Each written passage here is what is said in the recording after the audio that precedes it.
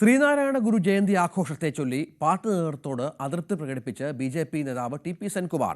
ഗുരുദേവ ജയന്തി ആഘോഷം സംഘടിപ്പിക്കാൻ ഒ.ബി.സി. മോർച്ചയെ ഏൽപ്പിച്ചതിലാണ് അതൃപ്തി. ഗുരുദേവൻ ഒരു വർഗത്തിന്റെ മാത്രമാണല്ലെന്നത് ഇപ്പോഴും അറിയില്ലേ എന്നും ടി.പി. സെൻകുമാർ ചോദിക്കുന്നു.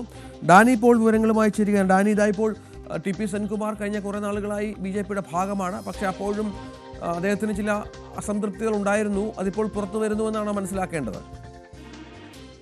ഏതാണ്ട് അത് ആ രീതിയിൽ തന്നെയാണ്. പ്രത്യേകിച്ച് മനസ്സിലാക്കുന്നതനുസരിച്ച് ഈ പരിപാടി ഇന്ന് കൊച്ചിയിൽ വൈകിട്ട് നടക്കുന്ന ഒരു പരിപാടിയാണ്. അത് ശ്രീനാരായണ ഗുരു ജയന്തി ആഘോഷവും സാംസ്കാരിക സമ്മേളനവുമാണ് നടത്തുന്നത്.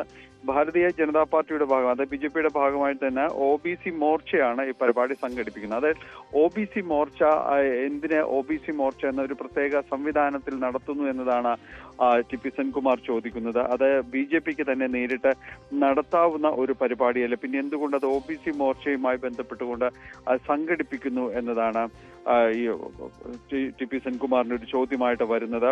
അദ്ദേഹം പറയുന്നത്, ഗുരു തന്നെ പറഞ്ഞിട്ടുണ്ട്, 1916 തന്നെ ഗുരുദേവൻ ഇത്തരം കാര്യങ്ങൾ പറഞ്ഞിട്ടുണ്ട്. നാം ഒരു വർഗത്തിന്റെ മാത്രമാണല്ലെന്നും നാം ജാതിഭേദം വിട്ട് സംവത്സരങ്ങൾ കഴിഞ്ഞിരിക്കുന്നുവെന്നും ഗുരുദേവൻ തന്നെ അരുളി ചെയ്ത കാര്യമാണ്. പിന്നെ എന്തുകൊണ്ട് ഇത് ഏറ്റെടുത്തുകൊണ്ട് നടത്താൻ ബി.ജെ.പി. നേതൃത്വം തയ്യാറാകുന്നില്ല എന്ന ചോദ്യമാണ് അദ്ദേഹം ഉന്നയിക്കുന്നത്. ഈ പരിപാടിയിൽ അദ്ദേഹത്തെയും നേരത്തെ ഇതുമായി ബന്ധപ്പെട്ടുകൊണ്ട് സംഘാടകർ ക്ഷണിച്ചിട്ടുണ്ടായിരുന്നു എന്നാണ് മനസ്സിലാക്കുന്നത്. പിന്നീടാണ് അദ്ദേഹം അതിൽ നിന്ന് മാറി നിൽക്കുന്നതും. ഇപ്പോൾ അദ്ദേഹം അതിനുള്ള ഒരു എതിർപ്പ്, ഒ.ബി.സി. മോർച്ച സംഘടിപ്പിക്കുന്നതിനുള്ളൊരു എതിർപ്പ് അദ്ദേഹം അത് പരസ്യമാക്കുകയും ചെയ്തിരിക്കുന്നത്.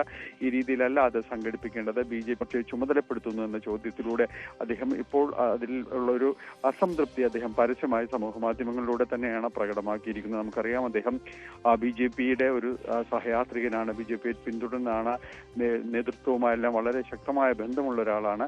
അദ്ദേഹം തന്നെയാണ് ഇപ്പോൾ ഈ സംഘാടനത്തിൽ ഇങ്ങനെയല്ല അത് സ്വീകരിക്കേണ്ടിയിരുന്നത് എന്നത് ചൂണ്ടിക്കാണിച്ചുകൊണ്ട് ഇപ്പോൾ രംഗത്ത് വന്നിരിക്കുന്നത്. ശരി ഡാനി.